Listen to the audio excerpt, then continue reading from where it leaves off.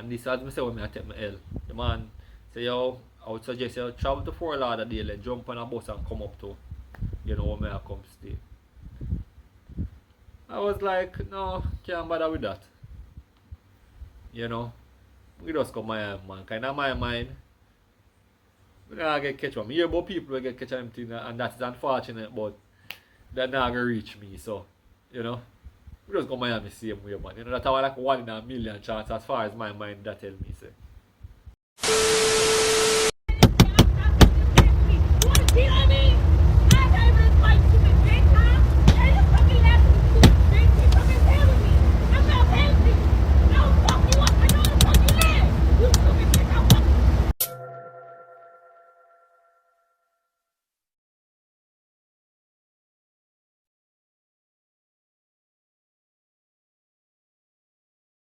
Hey guys, what's up? Welcome back to another vlog. Now, in this vlog, I'm going to be describing my deportation story. Now, this happened in 2016, right? But before we get into that, may I give you a little bit of context, you know. I guess I can say my travel history.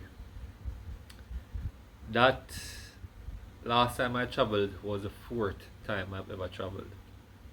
The first time was in 2001. I went to Florida, right? Fort Lauderdale to be exact. You know, I have cousins there. You know, so it was just for 2 weeks though, but in that period of time I also visited Miami. You know. So that was, I think it was April. It was 2 weeks, and then I extended it for another 2 weeks. It was a month. So it was from April to May 2001. The second time I traveled, it was in 2014.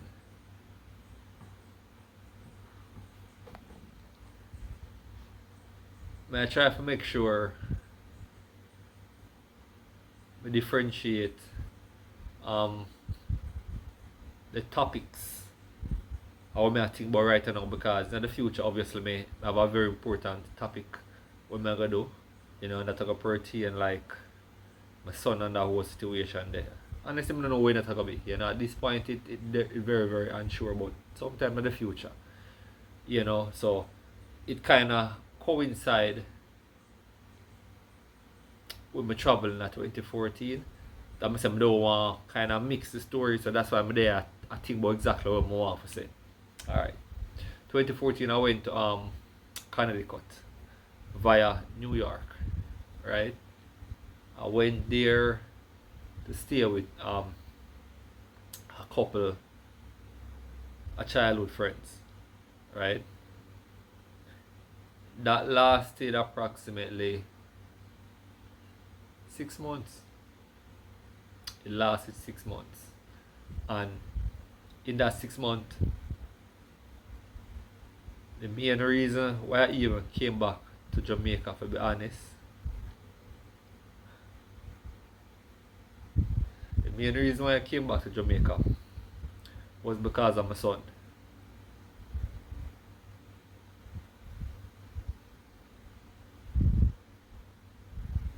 You know, it's funny. From I was a teen, and you know, as I say, my view kind of changed now, certain way. But from I was a teen, I've always wanted to move to the States. But the thing is, I did not have any direct family, meaning parent that was either there or could file for me there. So that was not possible.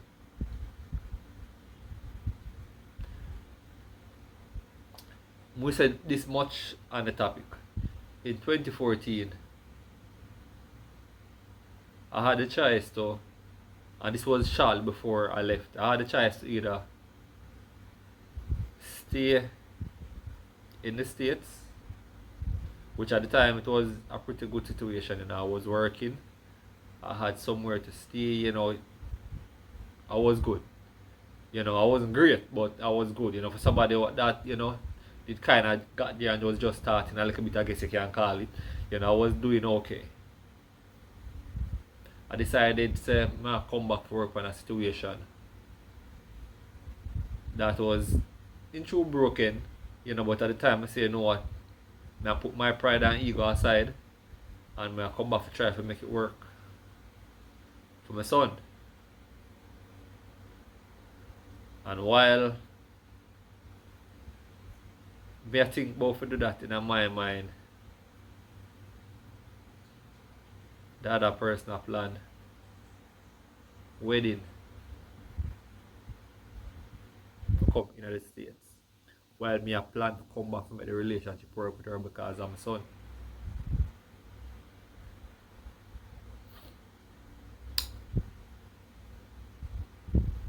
As soon as I come back and I find out what the situation was, I immediately knew how that got impact my life, literally. Remember it so vividly, people.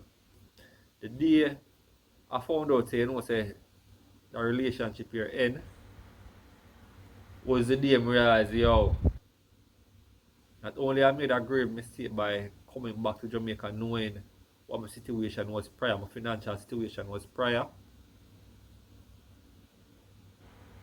but it got have an immediate impact on my present and future, including the situation with my son. Everything with my experience now in my life, people, at that moment, I see it coming. Because I knew that was probably my last opportunity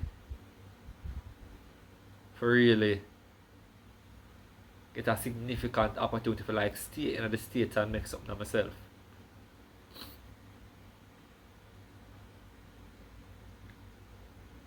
And several years later, I still feel the side effects of that decision. Excuse me.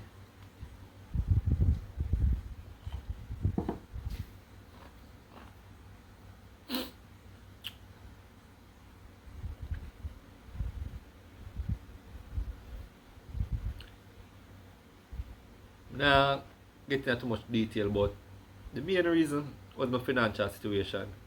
I've not lived that easy life here in Jamaica, and that was my one of, not even gonna say my only opportunity, to be honest. But I mean, that was my last major opportunity to really stay there and make something of myself.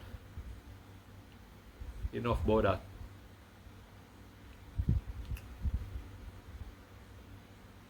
(2015), the third time traveling, and this is why I said I have to kind of mix up just a little bit, because the third time I traveled was again to Florida. But here the irony, my visit to Florida was to my son's family. The same situation I'm just come out of way. It never end very well. And that's an understatement, but I ended up there. As I said, I'm not get into detail with that because as I said, I'll leave that for a future video. But yeah. Ended up in Florida with my son's family.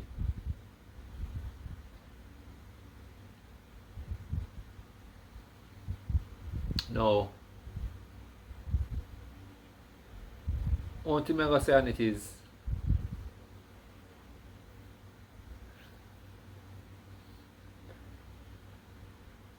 the different up to that point, at a different time I traveled to the States, that was my worst experience. That's the only thing I'm going to say on it.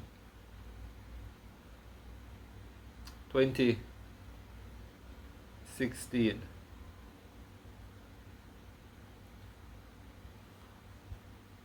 No, the reason why I was traveling again 2016 was because I'm going to say never go well with my son's family in 2015. But one of the few good things that came out of that situation was I made contact with one specific person Very, very genuine, real person. And you know, believe it or not, I still have that person's number. You see, the thing is with me, people, you see, once you show me one genuine side of you, you want the type of person, other things, you know, say, for making a life, you gotta have a set of people where we just know, say, yo, the people are always good. No matter what, no matter how much years pass, if we're not in a contact or nothing.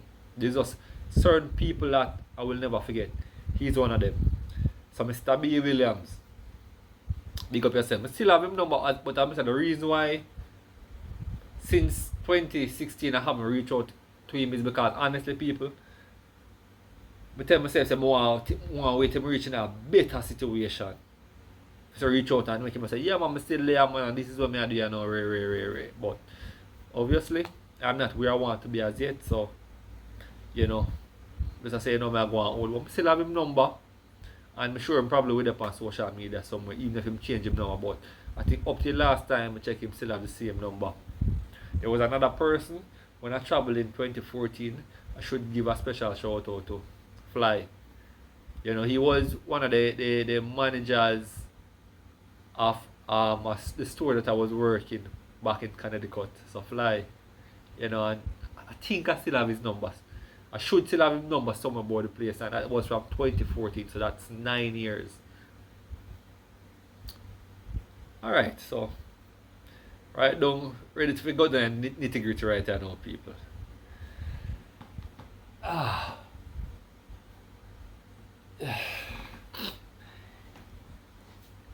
You know, in 2016, the whole ordeal just to get the money for the ticket, just to get like spending money, because in truth, at the time, I had no plans of returning. You know, a lot of people go off from third world countries like mine, you know, not because they want to go in a first world country, and everybody know, a lot of people know this, not because they want to go in a first world country to commit a crime, whatever, they just want to try to make some money for better themselves and them family, you know. And I've never overstayed. I literally say 1 day short of 6 months in 2014, but I've never overstayed. You know, and I've never thought to myself, say, no, say, I want to try this a crime or that crime. No. I just want to go make an honest living. It wasn't easy to find plain fear and money in 2016, right?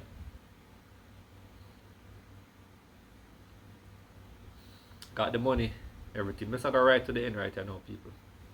Got the money, line up everything.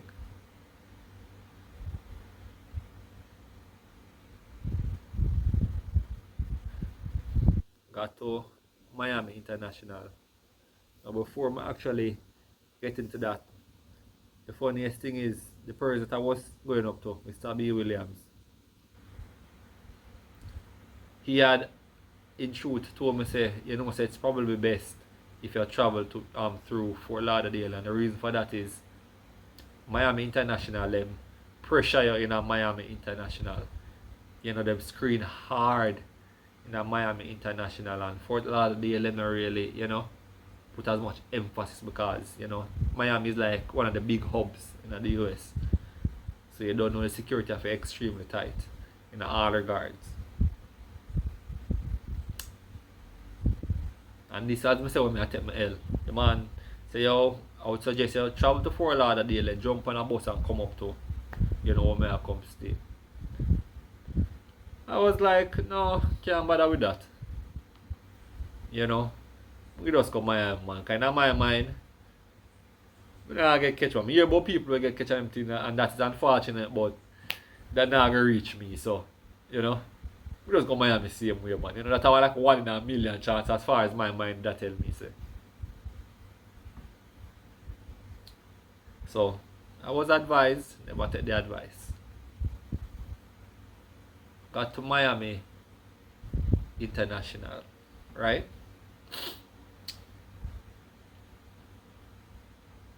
Go through the reach the immigration section. There were 2 lines. I remember a little bit before I reached the two lines, I ended up seeing someone that I knew. Her name is Charm. She had a program, and one of them, I don't know if REI TVG or CV, one of them thing about she was a short, attractive female called Charm. Right? But they know her when we work from when we work at Caribbean Estate. Right? So end up see her. Right, this a while I decide which line. There was a left line and a right line. Here the simplest thing I'm gonna make my choice. I'm gonna look on the two person in face. I look on the brother in the left face, and I look on the person in the right face, the man in the right face. And believe it or not, people, true story. The man that was on the left, his face looked more pleasant. So I said I was going on the left line. When I reached the left line, that was when Charm came and she went into the right line. So with that correspond there, like, ask her she good, it's the basic stuff. Ended up getting to the front of the line. The man over to the left, him say, him ask for the requisite documents, passport, and then him ask me how long I plan for stay. If my memory serves me, I'm say if my off probably by like 2 weeks. Because I know me decide I think I said probably a month. But anywhere between 2 weeks to a month I said. Him asked me how much money you're traveling with. I said I think I told him either $700 or $800 or something dollars, but I had money on my debit card.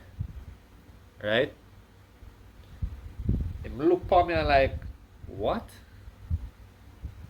$700 or something dollars. The look that he gave me was like, yo, that kind of shit. And I swear to you, immediately I know say, yo, there was gonna be problems. From see the reaction on his face, I know say there was gonna be immediate problems. I'm like, okay. Sometimes I scroll through the passport where you can see like him get a more detailed look now. So him stumble on the 2014 visit and realize that I literally spent 1 day short of the 6 months. Now I was not questioned about this in 2015, surprisingly enough. In 2015 when I traveled, I was thinking, say, them gonna ask me why I spent so long. That never happened at all. I guess I was just lucky on that visit, but that never happened at all. So in my mind now, I think, alright, in 2016, I just travel from Florida and I only spent 3 months. So if I never get a lot of questions for the 6 months in 2014, then we shouldn't get any problems for the 3 months in 2015. That was my logic. Never played that way. People, when I said the man asked me that, man said him look up at me and when him asked me why I spend the 6 months, and I said I'm not going to tell you I remember fully, but I think I told him like about some from a family member, wasn't well or something, and that is why I had to extend the stay. But at that point, because that's a problem that him not gonna buy it no matter what, him probably gonna want to do more deeper investigation. People must look up at me and give me a plastic smile and say, okay, Mr. Andre, just come over to this side for me a little bit and stand right here. From say that, we know what that means.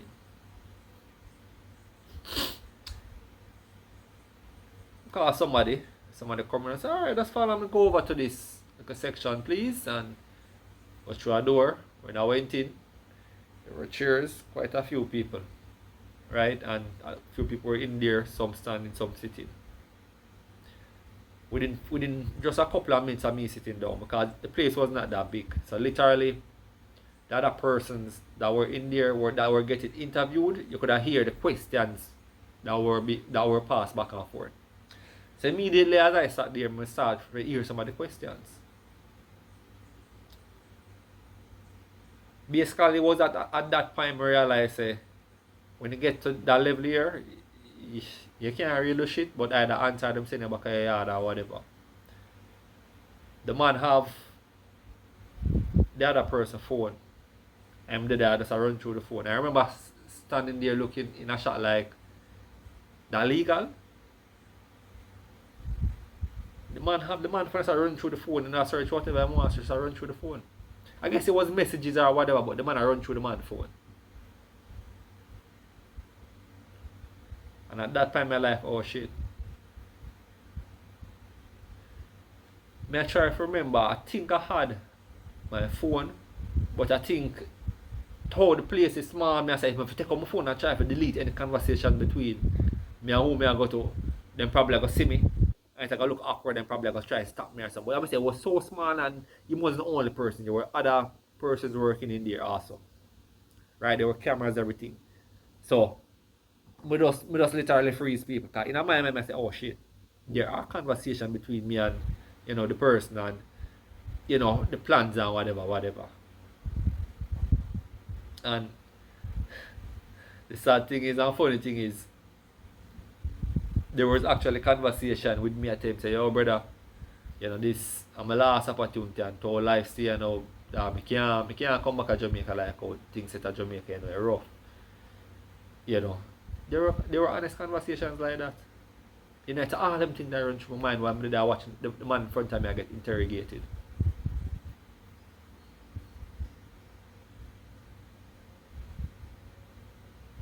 People when they get up to me basically was the same questions. They say, yo, give me a phone. I'm like, my phone? The man say, well, you can give the phone and answer the questions or I can just send you back right now. But it was said in a way where if it's not a big deal, we just send you on your way.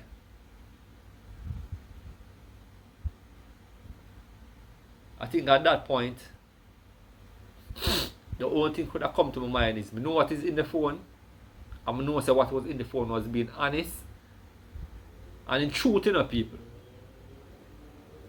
People know at that time, they say, yo, there were illegal immigrants working all over Florida. Florida was one of those states where them kind of friendly certain because I guess a lot of the hotels and business places, they rely upon immigrants to fill those vacancies where the locals don't want to do it. Remember, for third world country people, a dollar is not a dollar. Like how people in the States and first world countries compared. A dollar is $100 and something dollar, whatever the case, depending upon the country you're from. So we understand that it's worth more and we stretch a little bit further back in your home country. So that is why a lot of immigrants go to first world countries, people. Because they realize that the dollar is stronger there and them can buy things cheaper, send back for them family or send back money for them family and help out. Everybody knows that the Florida is not the only, but people know it goes on there. Them know. Quick side note. When I went to Florida in 2015, where I was working, I got a Bank of America card. Believe it or not, I got a Bank of America card. And when I went into the bank, because what happened was I think I was gonna clear a check. And I was told like, yeah man, them will clear man, no problem man. Them no say no, but them clear it same way, whatever. Come and say there's a system there. So even though it's technically wasn't legal, there's a system there where them just kinda look past certain things. So when I got in there, she was like, yo, would you like to take out a debit card? I remember looking at her like, yo, no money, I tried to trap me. And I think she pick up and look and she see me again like a suspicious, so like, yo, you don't trust me? And she was like, no man, even if you're not legal, you can still take out the card. And she started explaining the process to me or whatever. I realized, yo, it was legit. So, actually got a card. Yes, I'm say, that's one of them situations. If you just get caught, you get caught, but things that happen regardless. 2023 kind of changed now apparently, but I thought back then. Anyways, I take my phone, so I run through the messages, then buck up on the conversation and man see everything. I was like, you know what, the best thing you can do right now, just be honest. Because I said my intention was not for you to go there and do anything illegal and get in a form of crime, whatever. I just want to try to get honest living, try to say I could meet somebody and try to do the thing that way. I said that to him and said, alright, yo, I tell you the truth, you came up here to illegally work. So the best I can do, I'm going to send you go to the next section and try to explain the story and you see where you go from there. But I can't give no guarantees. I was like, alright, I'm not look to lose, because I said I'm done upon US soil already, I don't want to go back home. The hell if you even get the money to come here. Going to the next room, I was sent to a next room and I sit down and I start talking to this individual, a white person. And the man say, yo, the best thing I can advise you is just to be honest. And I was like, yo, I'm not nothing to lose, so I just be brutally honest. People start to explain to me, say, yo, listen, I'm not come up here to try for run off, I'm not come to try for do anything legal. If you're check the records, you can say, I've never overstayed anything like that. I'm just come to try to make a better life for myself because back home over there, it's not easy. So I'm not really come up here to try and get problems and breaking the laws, anything like that. I'm going to sit down and explain to the man, and honestly, people, the reaction that I got from the man was so pleased with the conversation and interaction between me and him. It was like, yo, here I'm going to do. I'm going to try my best to talk to my superior because I'm going to be honest, it's not my control, but I have to relate. Me at the second in command, but he have to pass it first.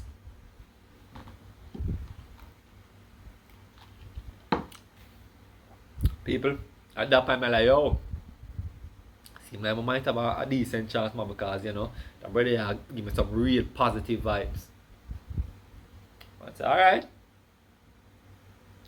Just wait a little bit. I said I'm going to a holding area. And just wait a little bit. By this time, people, this was like, I want to say anytime between after 11 to probably after 1 in the morning. Right? I'm saying at the time, I didn't think about no food, nothing, Just adrenaline, everything, You see, because at that time, as I say, I know say probably family, I wonder what I go on because I say I never meet the person, nothing. I'm sure, my family contact him and realize, say, yo, no meet up, no go on. So everybody knows, say, yo, something is off. Was in the Olin era. Me some Latin Americans, I guess from El Salvador and place there. I remember for them enthusiastic expression was like, yo, so where are you from? And they were literally just wanted to start a conversation, but at that time people I was so out of it and knowing say, yo, if we go back to Jamaica, Jaja. And I think the fact say I get deported, just the fact say you just know say, yo, the hard life where I go back. It's not even the deportation. I mean, I get deported with money, would have cool with that, but yeah, I get deported, go back in the same rough, shitty situation that you have been in. So that's all I could have done in my mind. So all I try to make from my like, yo, I'm from Jamaica, but to be honest, people, I don't really want to talk. That's what I'm telling them. I didn't really want to be in a talking. I got called in probably sometime after 2 in the morning to another office. When I went into the office, it was the person that I was talking to previously and his boss.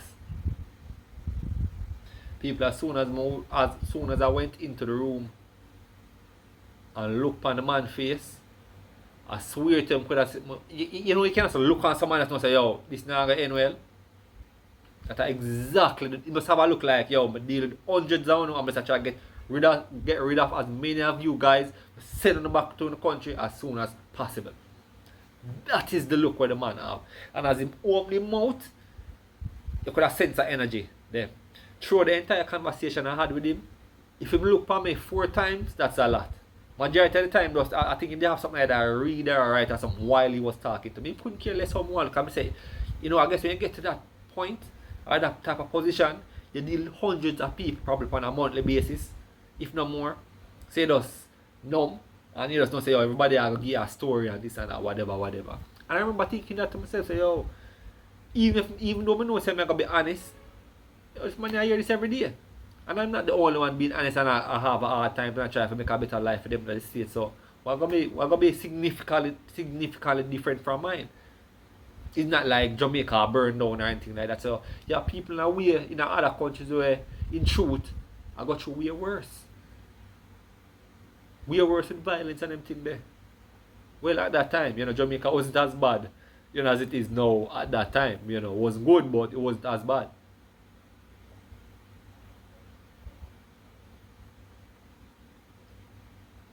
People lang nga siya, the man, never buy one shit with me, I say. The man I say, you're Miss Andren, you have been found to be traveling in the States under false pretenses, ray, and you came here to work, and illegal, whatever, and you never have the right to do that, so henceforth, we're going to send you back to your country, and we're going to cancel your visa. You won't be able to travel the country for the next 5 years. Simple as that.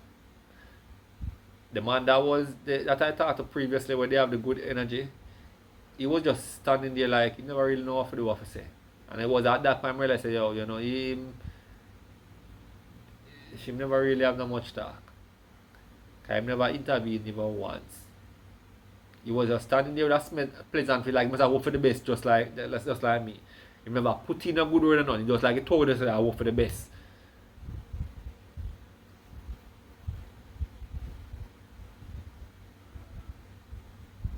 Then booked me at the earliest flight.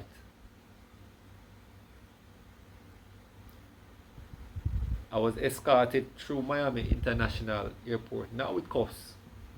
I guess they had the option to do that, but I guess when the police man and lady that was escorting me through the airport, look on the paper, they may say, their brother never really do it. Just come up with do our work. Never no serious crime or anything like that. And they read it and they actually strike up a conversation with me. I was like, I look on your papers and do nothing serious, bro. Just try back in 5 years. I was like, tell you the truth, Just to even get here, the stress and everything to get up the money and all them things, just to come here, they don't even know, that not gonna happen. That not gonna happen, come on, it's state. I was like, well, I'm gonna say, you can just try back in 5 years, bro. It's not that serious. You didn't do any major crimes where you're banned for life, so you can't try back in 5 years. So I'm gonna say, basically, I wish me all the best. So while people are walk through the airport, people are just look for me.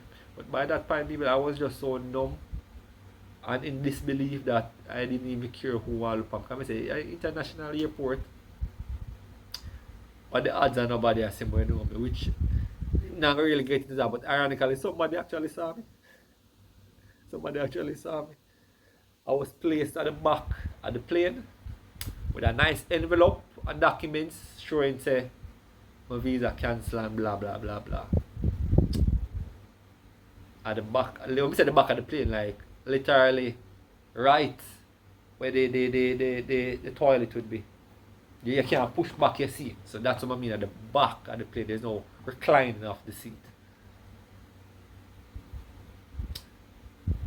Yep.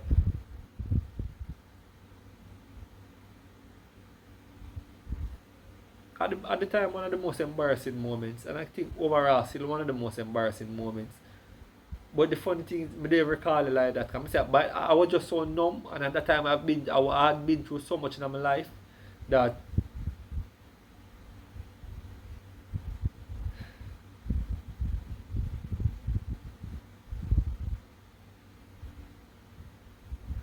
people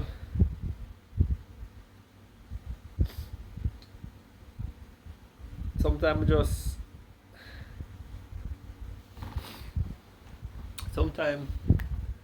sit down and think about some of the decisions that I've made, thinking say, what, I'll be selfless with it and where it has got me. It really hurt my meds. Because as I say, if I was selfish, my life would have been way different. Not only from 2014 when I traveled and started working that first time, but prior, I've got an opportunity to get married and get my papers. But again, that was tied to the whole situation with my son. I'm not trying to be the bigger person. I get multiple opportunities to better myself in the States. And long and short, it was all, at the end of the day, my decisions. I'm not really have nobody to blame but myself. Yes, there were influences and people that give me, them opinion upon both sides. But at the end of the day, it was my decision. So, you know, ultimately I have to take responsibility. But it's hurtful because at the end of the day, people, I could have been in the States right now. And my son that still being in the States as he is right now. And at least he would have live a different life. I know say him father I play way more of a consistent role in his life. But I'm saying that it is what it is. I'm not going to subtopic. That was my personal deportation story from 2016. Now, if anybody I wonder if may think to myself, say, do you want to travel to the States again? Honestly, people, I have not thought about it for a while. I think from a practical standpoint, because I know say at this point, would have to have 5 house, 10 business, and $20 million in the bank for them ever accept back in that country. Because they're going to need extremely, extremely valid reasons as to why me I travel and reasons as to why I'm not going to run off. So, we don't have to have so much more than the average person for the fact say I'm on record, you know, if I try to come up for work illegally. Right? So, you know, it is what it is, and that's one of them life lessons there, you know, I guess you can call it.